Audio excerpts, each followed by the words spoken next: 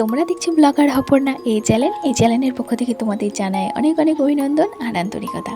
তোমরা কেমন আছো? আশা করি তোমরা ভালোই আছো আর আমিও বেশ আছি, আর আশা রাখছি ব্লগটি ভালো লাগবে। তো দেখো এই ঘরের অবস্থা, কালকে যদি একটু কোনো কাজে ধ্যান না দিই বা গুছিয়ে যদি না করি তাহলে এরকমই অবস্থা হয়। উঠেছি কটায় জানো? ভোর 5টায় উঠে এই যে গাধার খাটুনি খেটেও আমি সংসারের কাজকর্ম সারাদিনে শেষ করতে পারি না। কেন বলছি জানো? কারণ আগের দিনের ওই যে জামা কাপড়গুলো মেলে রেখেছি, ভিজা ভিজা ছিল তাই গ্রিল বারান্দায় মেলেছি, নাহলে তো মেলতাম না।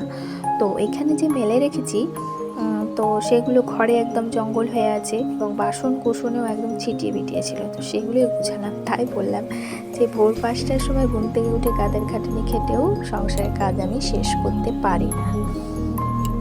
তো যাই হোক, চলতে থাকবে গল্প, চলতে থাকবে কাজকর্ম। তো দেখো এখন এই যে ভাত বসিয়ে দিয়েছি ওইদিকে, আর ভাতের মধ্যে অনেকগুলো আলু সেদ্ধ দিয়েছি। কেন বলো তো? মাছের ঝোল করবো সেই জন্যে। আর নিয়ে এসছে ময়া মাছ, আর ময়া মাছ মানে ছোটো মাছই আমার বেশি ভালো লাগে, বড় মাছে ভালো লাগে না। কেন বলো তো? কাঁটা বাছতে হয় সেই জন্যে। আমার মাছ খেতে খুব ভয় লাগে। একটা বন্ধুর শুনেছিলাম যে তার বাবার গলায় কাঁটা আটকে গেছে, তারপরে ক্যান্সার হয়ে উনি মারা গেছে। এই জিনিসটা ঠিক আমার বাবার ক্ষেত্রেও ঢুকেছে। বলছি বারবার ডাক্তার দেখাতে, কিন্তু কোনো মতে ডাক্তার দেখাচ্ছে না জানো। তো যতটা সম্ভব আমার কাছে আমার আর্থিক দিক দিয়ে আমি সাহায্য করার চেষ্টা করেছি, কিন্তু ওনারা নেবেন না। আর তো কিছু করার নেই। আর উনি তো আর ছোট বাচ্চা ছেলে না যে কোলে করে নিয়ে যাব। বারবার বললাম যে বাবা তুমি ডাক্তারটা দেখিয়ে নাও, গলায় কাঁটা আটকে গিয়ে, মাছের কাঁটা আটকে গিয়ে এরকম এরকম সমস্যা হচ্ছে অনেকের, পুরো ডিরেক্টলি বললাম। তবুও উনি কার কথা শুনে আমার মনে হয় যায়নি, কারণ দুদিন যাবত তো ফোন করা হয়নি, তো তাই কথাগুলো মনে হয় বললাম। কারণ ভাইকে ফোন করছি, ভাই বাইরে, বাড়ির ফোনে ব্যালেন্স নেই মায়ের, তো সেই জন্য আর ওইটাতে ফোন করে কথা বলতে পারছি না। তো এটাই হলো সমস্যা। সংসারে কাজকর্ম করি, সংসারের কথাই বলি। আজকে না হয় নিজের মা বাবার সম্বন্ধে কিছু বললাম। তো যাই হোক, দেখো মাছ বেছে ধুয়ে নিয়ে এসেছি, আর মাছ বাছতে অনেকটাই টাইম লেগেছে। জানো তো তোমরা, ছোট মাছ খেতে ভালো লাগে কিন্তু বাছতে টাইম লাগে। আবার বাছতে টাইম লাগলে কি হবে, খাওয়ার সময় যে সুবিধা মতো খেয়ে নিতে পারবে, কাঁটা লাগারও ভয় থাকবে না। ময়া মাছে তো একদম কাঁটা লাগার ভয় নেই। তো যাই হোক, বাচ্চাদের পক্ষে এরকম হেলদি টেস্টি তোমরা ঝোল করে কিন্তু খাওয়াতেই পারো। এই কাঁচা লঙ্কা রাঁধুনি ফোড়ন দিয়েছি, নুন হলুদ দিয়ে করেছি, আর এতে কোনো মশলা নেই, একদম সাদা মাটা রান্না। তো তোমরা যদি চাও তোমাদের বাচ্চাকে এভাবে হেলদি টেস্টি খাবার খাওয়াতে, কিন্তু খাওয়াতেই পারো। আর এগুলো বড়দের পক্ষেও ভালো লাগে। তোমরা একবার ট্রাই করে দেখবে, দারুণ লাগে রাঁধুনি ফোড়ন দিয়ে মাছের ঝোল। আমার তো খুব ভালো লাগে। তারপরে দেখো নিয়ে এসেছিলো 4টে কলা, 2টো কলা দিয়েছি মাছের ঝোলে, 2টো ভাজা করেছি। কেন জানো? আমার ছেলে কলা ভাজা খেতে খুব ভালোবাসে। তো ওইদিকে কলা ভাজা পটল ভাজা হবে, তো কলা ভাজাটা বসি ডাস্টিং করতে চলে এসেছি। আর সকালবেলায় ওই যে ভাত বসিয়ে ডাস্টিং করতে আসি, দিয়ে না নিজের খাওয়ার টাইমটা পুরো ওভার হয়ে যায়, আর তাতে নিজের সমস্যা হয়, শরীর দুর্বল লাগে, ঝিনঝিন লাগে। আর আমি যেহেতু মেপে খাবার খাই, এবার অন টাইমে তো আমি খাবারটা খাই না, এবার অন টাইম হয়ে যায় কাজের ফাঁকে, নিজের প্রতি যত্নই নিতে পারি না আমি, সেই জন্যে। 2টো বাচ্চা আছে, বুঝতেই পারছো, সংসারে মানে কাজকর্ম সামলে, তারপরে 2টো বাচ্চা সামলে নিজের প্রতিকে কেয়ার করতে কারো ইচ্ছে করে না। আমার তো একদম করে না। একটা বেবি যখন হয়েছিল, মেয়ে যখন হয়েছিল, তবুও কিন্তু নিজের যত্ন ছিল, কিন্তু 2টো বেবি হওয়ার পর আমার এতটুকু নিজের প্রতি যত্ন নেই। ওই কোথাও যাওয়ার সময় একটু যেতে হয় মানুষের পর্যায়ে, মানুষের সঙ্গে যেতে গেলে কি বলো তো, মানুষের পর্যায় ক্রমে যেতে হবে, না হলে মানুষকে আজকাল সম্মান দেবে না। কি বলো তো, আজকাল মানুষের খাওয়া দাওয়া দেখে না, দেশ পোশাকই দেখে। কেন বলছি বলো তো? তুমি যদি আজকে ছিঁড়া জামা পরে, বিশাল বড় তুমি বিজনেসম্যান, তুমি ছিঁড়া জামা পরে যাবে, দেখবে তোমার সম্মান কিন্তু থাকবে না।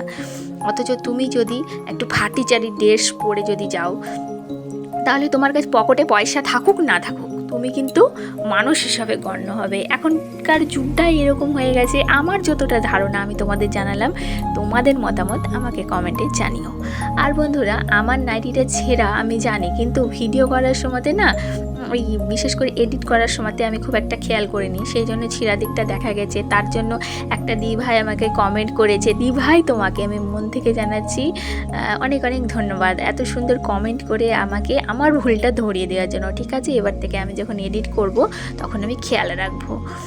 আর গরমে জানো তো আমি না মোটা নাইটি পরতে পারছি না, নাইটি যে নেই তা কিন্তু না, তো গরমে ছিঁড়া ফাটা পাতলা নাইটি পরতে বা ড্রেস পোশাক পরতে আমি স্বাচ্ছন্দ্য বোধ করি এবং আমার ভালো লাগে। তো কাজকর্ম করতে হয়, এত আমি ঘামি তোমাদেরকে বলে বোঝাতে পারবো না। এই রান্না করতে বসে শরীর এত হাঁসফাঁস করে না, কি বলবো, কোনো রকমে রান্না করি। আর 1 থেকে 2 পদের বেশি এখন রান্না করতে ইচ্ছাও করে না, ভালোও লাগে না, তো করতে হয় ছেলের জন্য, ছেলে মেয়ে তো খাবে না। আর এই দেখো ছেলে বলছে আমার মাছ কই, তো এবার মাছের ঝোলটা দিয়ে তো পুরোটা ভাতটা মেখে দিয়েছি। আর ছোটো মাছ যেহেতু মিক্স হয়ে গেছে ভাতের সঙ্গে, তাই ওকে একটু দেখিয়ে দিলাম যে এই দেখ তোর ময়া মাছ, ওই নিয়ে এসছে ওর বাবার সঙ্গে হাতে করে। আর ওকে কি না দিলে হয়, ও যখন হাতে করে এনেছে। তারপরে দেখো মাছ এনেছিল, চিড়ে এনেছিল, ডাল এনেছিল। তো চিড়ে ডাল এগুলো তো রাত্রে এনেছিল, আরও কিছু নিয়ে এসেছিলো সবজি বাজার না, গ্লসারি আইটেম বলে এগুলোকে।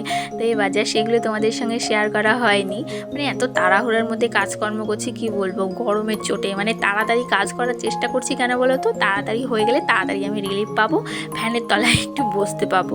তো মাছের ঝোল ভাত তো তাড়াতাড়ি হয়ে গেছিলো, কিন্তু ওই যে আরও তো কাজকর্ম থাকে, শুধু তো আর রান্না বান্না করলেই হয় না, একটা হাউস ওয়াইফদেরকে শুধু রান্না করলেই হয় না, চতুর্দিকে কি বলো তো মাথা খাটাতে হয়, ধ্যান দিতে হয়। তো একটা হাউস ওয়াইফকে কিন্তু অনেকেই মর্যাদা দেয় না, গণ্য করে না, কি মনে করে বলো তো, সে তো কি কাজ করে সারাদিন। আমার হাজব্যান্ডের কাছে আমি নাম পাই না, এত কাজ করি সারাদিন, কাজ থেকে এসে বলে সারাদিন তুমি কি কাজ করো, মেয়েরাই ভালো, কোনো কাজকর্ম নেই। আচ্ছা বলো তো বন্ধুরা, তোমাদের মধ্যে যদি কেউ আমার মতো হাউস ওয়াইফ হয়ে থাকো, তোমাদের কি সংসারে কোনো কাজকর্ম নেই, শুধু ফ্যানের তলেই বসে থাকো তোমরা? বলো তো। আমার হাজব্যান্ড আমাকে বলে এত কাজকর্ম করেও আমি আমার হাজব্যান্ডের কাছে কিন্তু মন পাই না। তো পরের ছেলের মন জোগানো খুবই কষ্টকর, তাই না? নিজের ঘর বাড়ি ছেড়ে এসেছি পরের ঘর করতে। মেয়েদের জীবনটাই কেমন যেন, বিয়ের আগে বাবা মা, বিয়ের পরে স্বামী, স্বামীর অবর্তমানে ছেলে। তাহলে মেয়েদের কোনটা বাড়ি বন্ধুরা, মেয়েদের কোনটা ঘর? আমার তো জানা নেই, আমার মনে হয় না কোনোদিনও হবে নিজস্ব বাড়ি। তো আমি তবুও চাই নিজের স্বাধীনতা অর্জন করতে, নিজের পায়ে দাঁড়াতে, তাই আমার ইউটিউবে আসা। তো আমার উচিত তোমাদেরকে আমার ব্যাপারে সব কিছুই জানানো, কারণ আমি মনে করি তোমরা আমার পরিবার।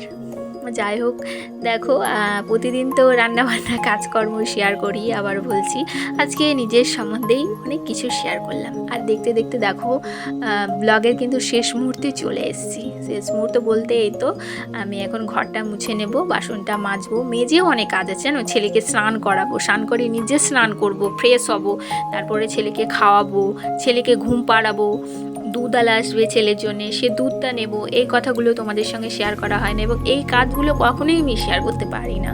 আসলে কাজকর্ম করে না আর এনার্জি হয় না ভিডিও করার প্রতি, সেজন্য ওই কাজকর্মগুলো পুরো স্কিপ করে যায়। তো তোমরা যদি কমেন্টে দেখতে চাও ডিটেলসে, কেউ কমেন্ট করো, আমি নিশ্চয়ই তোমাদের ডিটেলসে আমার কাজকর্মগুলো শেয়ার করব। তো যাই হোক, দেখো এখন অনেক বকবক করে ফেললাম, করার পরে এই যে ঘর মোছা পুরো কমপ্লিট।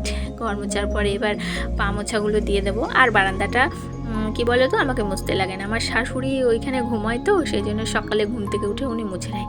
আমার ঘরেও কিন্তু সকালে মোছা হয়, তবে মপ দিয়ে না, নেতা দিয়ে মুছে নিই তাড়াহুড়া করে। আর মপ দিয়ে মুছতে অনেকটা টাইম লাগে, এভাবে কোনা কাঞ্চিতে ঢুকিয়ে তো আর মোছা হয় না। এই সামনের টুকুগুলো মুছে নিই, যেহেতু বাসি ঘর থাকে, তো সেগুলো ক্যামেরা বন্দিও করা হয় না। আর তারপরে দেখো বাসন মাজতে চলে এসেছি, আর বাসন মেজেই বন্ধুরা আজকের মতো ভিডিওটি এন্ড করে দিয়েছি। চলো আজকের মতো এইটুকুই, দেখা হচ্ছে আগামীকাল। ততক্ষণ তোমরা সকলে খুব ভালো থেকো, সুস্থ থেকো, নমস্কার।